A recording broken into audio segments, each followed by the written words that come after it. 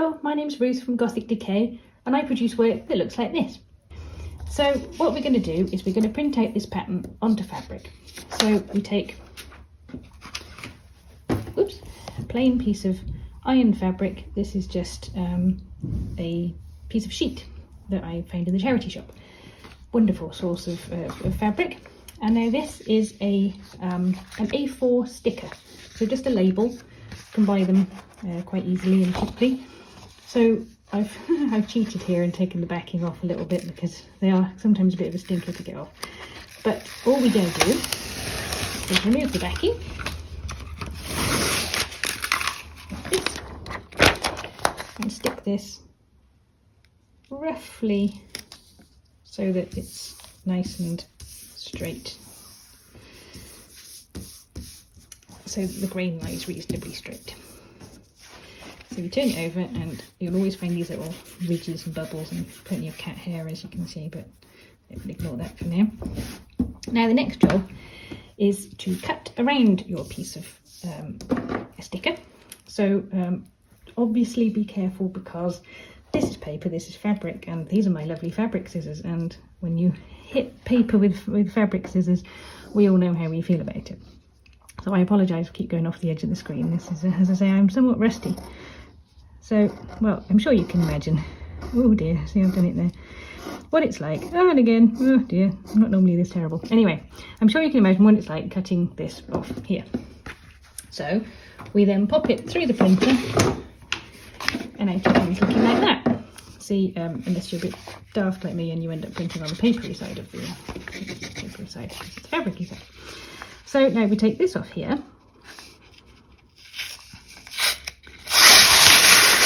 Like that. Get that out of the way because it's sticky. There we go. Now give it a little bit of a stretch out to keep it the right shape. And we've got a piece of backing fabric because I always find personally if you're going to do any stitching it's better to have a second backing piece of fabric when you put it through the hoop. It just keeps everything, adds a bit more weight to everything, so it doesn't tend to, if you're going to do a lot of stitching, it would tend to sort of pull. So this is why I use a whole A4 sheet, despite the fact it's only small, because when I get my very ancient hoop, pop it in the middle, there's plenty of room all the way around the outside to stretch it into place. So the old way of saying this is to, the usual way of saying this is to pop it in the frame so it's drum tight. So you want to be able to play a little tune, and don't forget the back as well because there's often a little bit of wrinkling around the back. So just give it a little pull all the way around like this.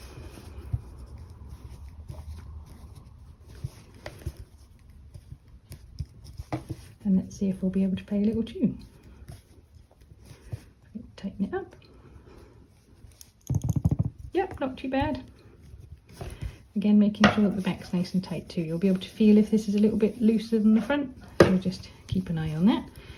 And yeah, you're ready to go. Right, so on with some stitching. So as you might be able to see in the background here, these are little houses. So I'm going to stitch all of this. You don't have to, obviously you can do whatever you like, but this is just how I want to go about it. So I won't stitch into the windows. So I've marked all of these up on my piece of fabric. So all I've done is take a biro, draw around all the little shapes. And what I'm basically going to do is colour all of this in with thread. And I know you could ask, why have you just printed all of this out and then you're going to cover it all over? Well, I never know quite how I'm going to go about it, so that's why. And also then I know exactly where these little gaps are that I'm going to leave and things like that. So I know it's a funny way around to do it. So I'm going to use a stranded cotton, and I know that this isn't quite the same colour as this, but this is more the colour of the original picture. It's just this is printed out slightly more purpley blue than it originally was, a sort of pale turquoise. So this is one of the paler colours in the background, because then I'll be adding dye and colour to the top of it. So all I'm going to do is stitch this into that. So I'm going to have to sit down for this, and so I apologise if this all goes off the camera. So all I'm going to do is a what I think is a stem stitch really. it's not going to work terribly well along here. What I'll also show you is when I find it easier, when you come across a gap that you're going to, or a line that you need to stitch up to, I find it, oops, split that one, that'd be a split stitch, not a, there we go. I find it easier to back stitch along a line like this because it just adds a little bit of, I don't quite know why, it just seems to add a little raised section maybe for the stitches to, it just makes it look straighter. So what I'll do is I'll just do that little bit of, I know this is a bit higgledy-piggledy and backwards, but we're down here now. So we'll do a little back stitch here along the top of this window. Hope you can see all of this all right. Like this. And yeah, I know my needle's bent, it doesn't have to be, it's just because I've used it so much it bends. Eventually it'll break, but it hasn't yet, so we keep using it. So there's no reason why it's bent, as I often get asked, why do you use bent needles? Because I don't want to throw them away. So, right, there we go. So, ideally I do it all across here as well, but I've been a bit topsy-turvy today. Right, so, all we're going to do is just keep stem stitching, cram them all right up against each other, like this. And you'll get, in effect, like a satin stitch would be, but I just think it looks, it's just what I've always done. I used to hand embroider birds, and it's just the stitch of choice for such a thing for me. So now we stitch over the top of these little back stitches. See, because I don't want them all to be the same sort of length, I might do a whole, I go a bit wild, do a whole satin stitch there instead. But so when I get to here, for example, I'm just going to colour all of this in, but when I get to here, for example, I'm just going to stem stitch all the way down to the bottom.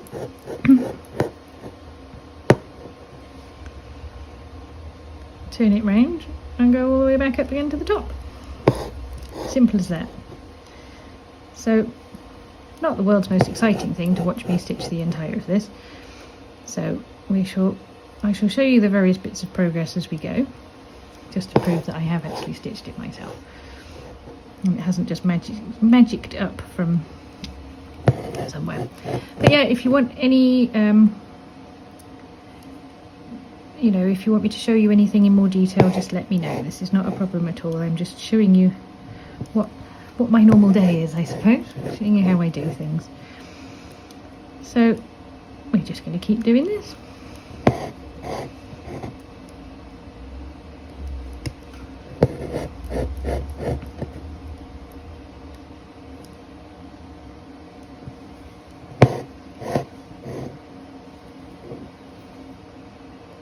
we go, and I'll be back in a minute, and by the magic of television it'll be half done.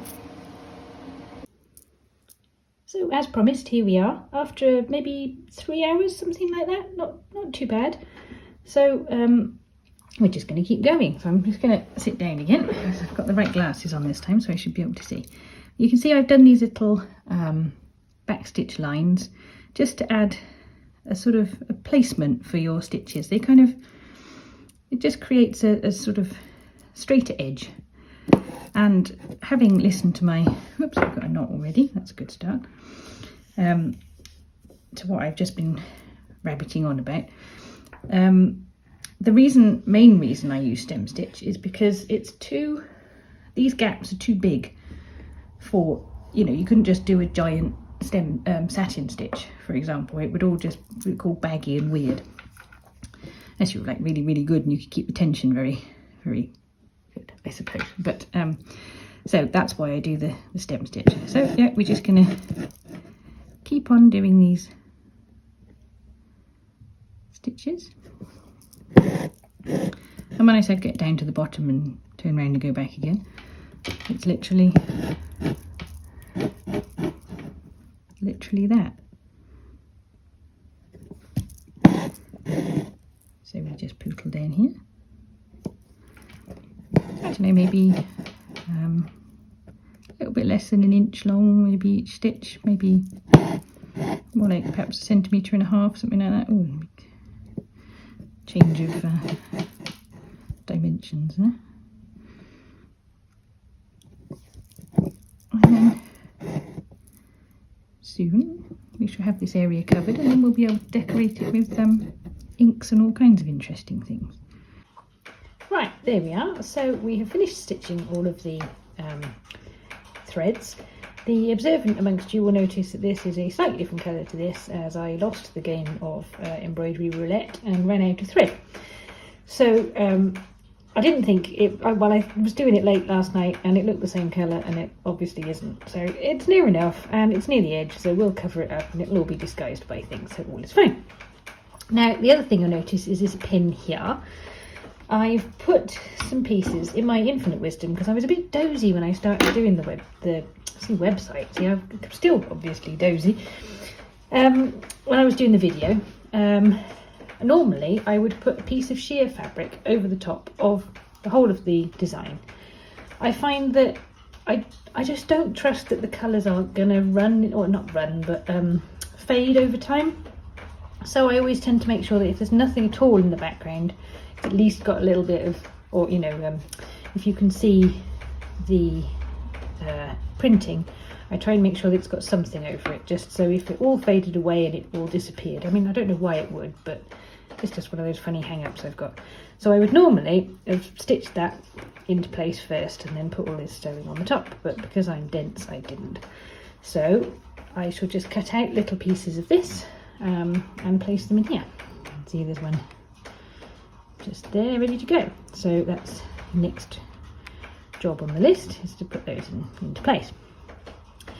But also I'm going to add a bit of detail. Now this will be the first time I've used these. These are Inktense pencils. They were James's, and because he's naughty, he decided to rename them Ruthie's crayons, because he didn't get on with them, but I'm going to see how I get on with them instead. So I'm going to add some of the detail that I'm missing from these windows with one of these and see what happens, because that's how I tend to work, really. There's I give things a go and see what happens, and if it looks terrible, well then I don't do it again, and I know for next time. So we're just going to try and add a bit of detail with these Inktense pencils, and now I see why everybody loves them so much. So anyway, this isn't going to be terribly exciting to watch me do this, so I will be back when I've finished scribbling all over this embroidery. Oh, I like these are very nice. Not that I'm sponsored, by the way, should just point that out. Anyway, I'll be back in a minute when I've done this. Right, me again.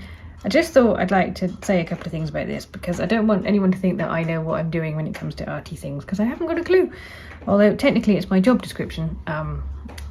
I have no background in art or anything like that, so that's why I kind of just have a little go and see what happens.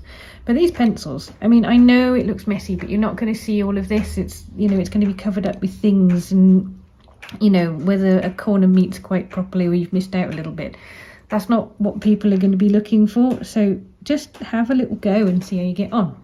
So I'm going to dunk that with my left hand in there, because otherwise it will spoil the shot, and just see what happens. And if it goes a bit wrong, well then just stick something over it in a bit. It's one of the things I always think with my work is that it sometimes you end up covering bits up that didn't work, because we all get things that don't work. It's lovely to think that, you know, I will magic my way through this and not make a single mistake, but it's not going to happen. It's going to be all kinds of boo-boos and things. So we just have a little policy of put something over it, and then it doesn't matter, and it gives you more confidence to try something. Because if this looks terrible, well then fine, I'll stick something over the top of it and it'll all be okay. It's oopsie, I mean, that's gone a bit weird and odd and things, but it's fine. It'll be okay. There's nothing to fear, nothing to worry about. At the very worst, and it all goes horribly wrong, well then you just put a big bit over it, or you dye the whole lot, or, you know, it's about having fun. And I think if we're too scared of making a mistake, then it stops being fun. So if you think about the mistakes as being things to cover up, and when you've got finished covering up enough things, well then maybe you're finished. So I just thought you'd like to see, yeah, these, I rather like these pencils. Like I say, don't have an arty background, and yes, okay, there's going to be bits that aren't quite right and aren't perfect. Well, plenty of them.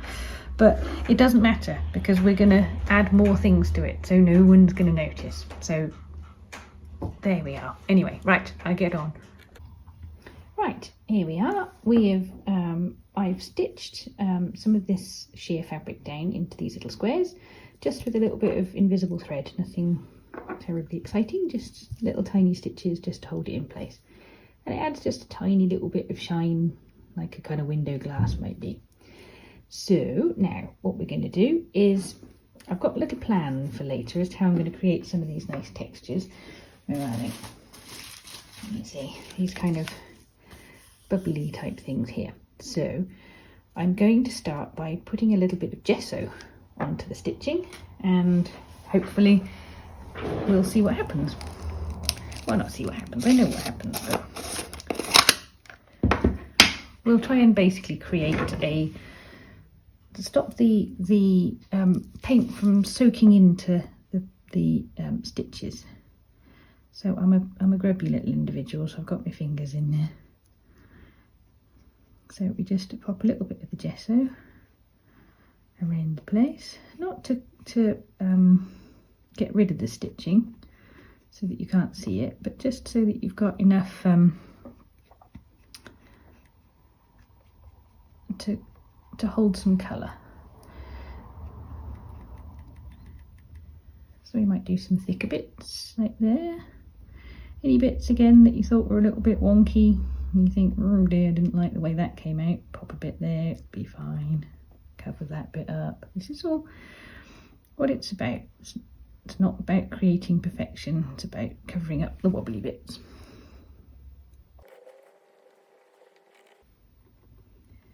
There we go. And then we're going to need to wait for that to dry. Right, so that's all nice and dry. I actually quite like the fact that it's gone paler. I have a terrible tendency to gloom everything up, cover everything in black, and then it all goes a bit dark. So I'm trying to stick with some of this pale. So what I will do is just stop it being a uniform blue. So bit of watercolor. This is James's watercolor palette, and as you can see, it's somewhat well used and covered in cat hair. But these things are, see what colour is this? Oh, that's nice. I like that colour. So we'll have a little bit of that, and over some of the gesso-y bits, and over some of the thready bits. You see how it on here? I don't know if you can see. I'll move it up and hope it's in focus. Here it's kind of sat on the surface because it's because of the gesso, but here it's all blended into the fabric, into the threads, and it kind of is a bit more not as distinct. So yeah, use whichever you like. Use a bit more of this one, and we'll just add a little bit of, just so it isn't plain turquoise, you know. So I now try not to colour in all the white. I try and blend that one in a little bit. It's a bit splotchy.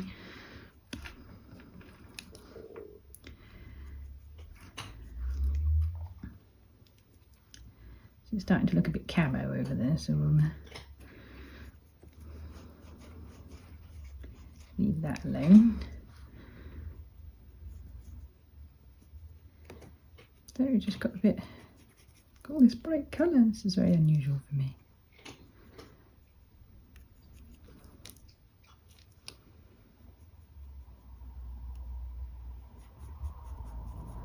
But these are just things to play with, things to think about. You don't have to do them. You don't have to do what I'm doing. Just have a little play and see how you find it. So there we are. That's looking quite scruffy now. Scruffy in a good way. Taken off the sort of clean, tidy, all the same colour neatness. There. So now we'll wait for that to dry. Right, so we are now dry, and I'm holding this like this because I don't want you to think that I've completely lost the plot. Now, excuse my terribly grubby cutting mat, it's because it gets used for purposes just like this. So there. I think, and I've never tried this before, so we'll do this together and we'll have a nice pray to the embroidery gods and see what happens. But these nice little circles and things would be perfect in, you know, those bubble paintings that you might have done as a child. So here we have some ink, watered down, whatever it's called, Liquitex acrylic ink. Again, pinching James's supplies. A little bit of washing up liquid, a little bit of water, mix it all up. I don't have a straw, so I've got the bottom of a pen. So it made lovely little circles like these. So what we're going to do is either going to be absolute genius or a ridiculous idea. And let's hope for the former. So I've taken this out of the frame so that it can be plonked into the bubbles. And yes, all forms of prayer may be necessary, but we'll see what happens, and that's what this is about. So I will now make bubbles and plonk this embroidery in the bubbles, and let's see what happens. Right, a little bit of meditation and let's hope. Right, anyway, at least you'll see me get this wrong or right, whichever way it goes. So we'll make bubbles.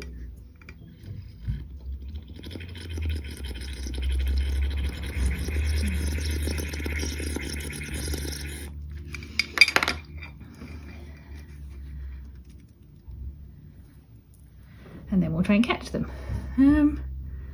Well, not much has happened there. I think we're going to need a little bit more ink in that, aren't we? There's a little one appeared there. So we'll try a bit more ink.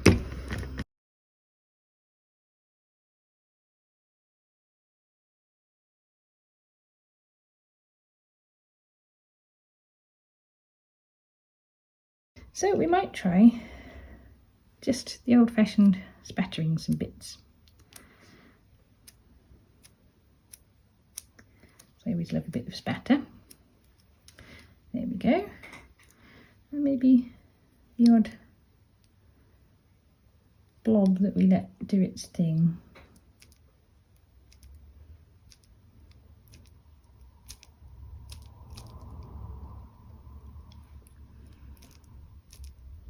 There, right. Well, we'll let that dry and pretend no one saw the idea of making bubbles. Right, so the spattery stuff is dried, and so it's on to stage the next bit. I am not going to add any more colour particularly to this, so anyway, I like to mount it on black fabric. Excuse the state of my fingernails, you'll see why in a minute. I'm always covered in paint. So I'm going to cut this out and then mount it onto a piece of black fabric. This is a hoop from a charity shop, and I always paint them black, but this one for some reason hasn't quite taken the black as well, but we'll go with it for now, and I'll paint it up again in a bit. So put your fabric in your hoop as you normally would, like so. Make sure it's nice and tight, and really try and make sure, because some of this fabric will be visible, that your warp and weft are straight, or as straight as you can get, because it's more likely to show. So we'll tighten that up a little bit. There we go. Right, we cut up a lot closer to the piece, because I like to always put a little bit of black around the edge, because I find that it helps sort of frame a piece. So a bit more than that.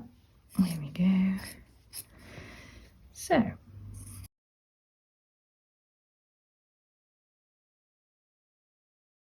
there, that will do nicely. I'll put a little bit extra off here. We're going to make sure it's nicely in the middle. I'll just pop some pins in like that to keep it very roughly in place. I'm not going to put them through because I keep splitting my stitching and messing everything up. So all we're going to do now is stitch around the outside. The problem with invisible thread is it's really thin and you can't see it. Oh, there we go, I've unthreaded myself. Anyway, I'll be back when I've stitched this on. Right, so we have stitch this piece of paper. You see, you all make me nervous and I just talk complete nonsense and look like I don't know what I'm doing, but I do, honestly, most of the time. Anyway, we're going to paint this bit of fabric so that it roughly matches in with the background. Now, normally you'd be freaking out about touching the threads and all that kind of stuff. Doesn't matter, because often, as I said before, I like to add in a little dark border around the edge. And again, as is the theme of my work, if something goes wrong, just cover it up. It's all okay. So let's just add this in here. See, sometimes it spreads up a little bit, but that's okay. And you'll notice that on this piece at the moment, do you remember at the beginning I put some coloured Inktense pencils? You can barely see it now, but that's all right. It all adds little bits of texture, and it means that if your windows are a bit wonky, no one will know. So you don't have to be a professional architect or something to do this kind of work.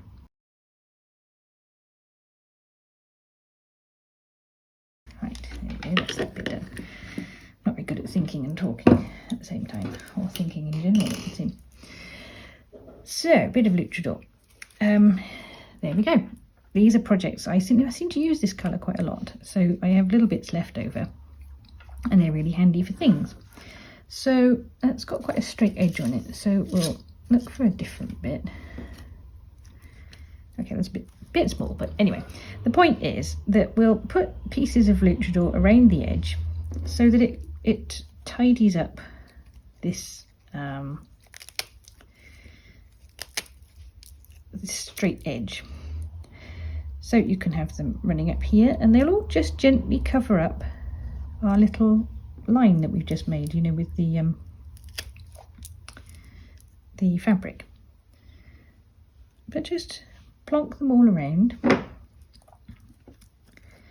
This isn't going to be very tidy now, because you want to sort of, it's good faffing time, if you know what I mean. You know, you want to put something on and you want to take it back off again and then move it around and try something else.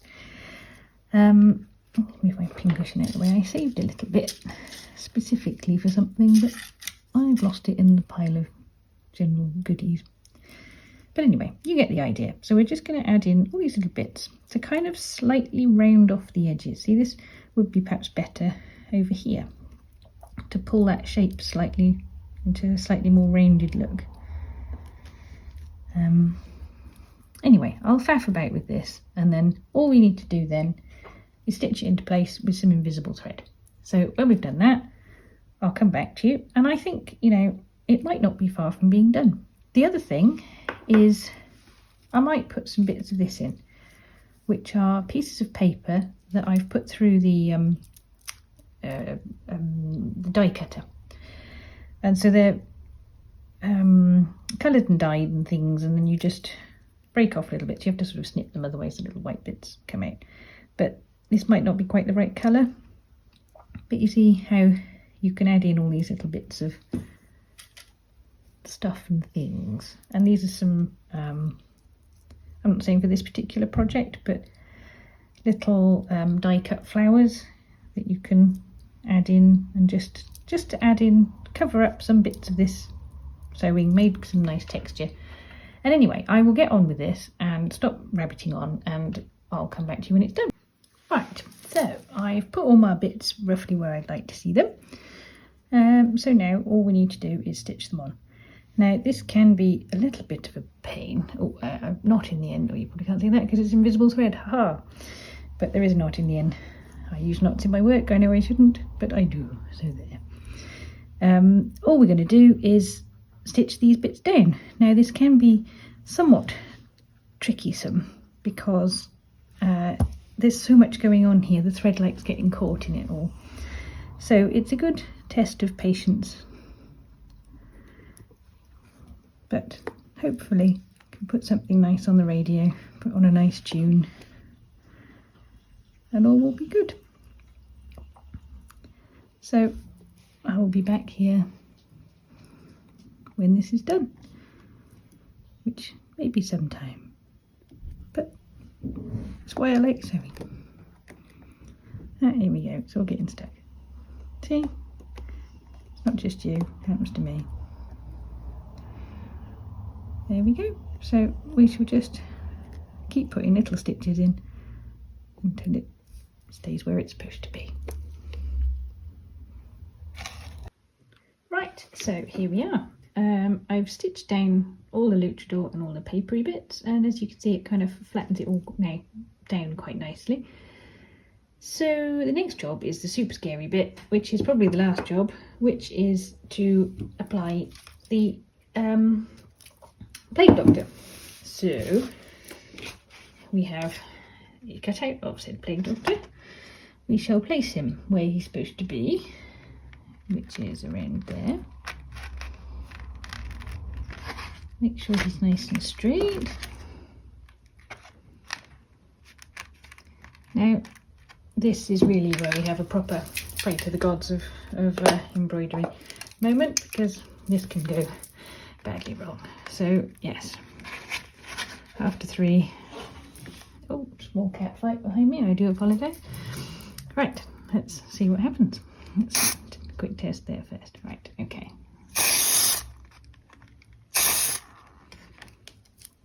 Let's have a look. Yeah, it's quite hard to tell how he's coming out, but we'll give him a bit more down here. See, this is why I'm always brightly coloured, you see. I've now got grey fingers as well as black fingers here. So you're giving him a proper good blast now. He's kind of got a bit mushy, but well, okie dokie, we'll deal with that. So we'll let him dry and see if the colours become a bit more obvious. So I'll put this down somewhere where it doesn't leak paint everywhere. Yucky. So I shall now have a little play and see how we get on. So, you know, it's not come out quite as I hoped, but these are the things we work with. So I'll be back in a bit. So I took the Plague Doctor little figure and I cut it out in some sheery fabric. Plonk that on there, cut it out. So then I went round it to try and stop it fraying as much as possible with a bit of super glue. Hopefully that should keep the worst of it off. So now we plonk that on there where the Plague Doctor should have been, and job's a good one. So all we'll do now is pin him into place. I'm just going to pin him. I know this is a funny way of pinning, but because the fabric gets quite thick and heavy where underneath the you know, because we put the spray paint in there, it tends to mess everything up. So I'm just basically making sure it doesn't shift too much. See how hard that is to get that in there? Through the Lutradur and everything else. Probably jab it into my finger now because I'm a bit thick. Move it round a bit. Maybe that's better. There we go. Right, so he's reasonably where the Plague Doctor should have been. There we go. See? But we adapt. We adapt. Nothing seems to work necessarily smoothly first time. So we just work with what we've got. So we've got the same invisible thread. So you probably can't see it, and I had trouble finding it because haha, it's invisible. Not in the end. And just stitch him down. See, again, this is going to be quite tricky to stitch into here because it's so stiff, and this is why my needles are bent. So we'll stitch that down just with little tiny stab stitches, and well, anyway, you know how that's going to work, so I will be back to you when I've finished. So here we are with the final piece. I've stitched on the Plague Doctor, just a little tiny, you know, like a little teeny running stitch, seed stitch I suppose, on a piece of that sheer, and yeah, we're ready to go. So all I need to do is now back the hoop, and I'll do a video on that at some point, and he'll be ready. So there you go, there's the original picture, and there's him. Not too bad, not too badly different. So you know, these things, yeah, anyway. Well, I hope you've enjoyed the video anyway. So if you've enjoyed it, please do feel free to subscribe to the channel. It would be a great help to me, and like the video. Comment down below if there's anything that you are interested in seeing me do more of or less of. And yeah, thank you ever so much for watching. And if you want to see more work like this, then please visit my website, gothicdecay.com. So thank you ever so much for watching. Bye bye.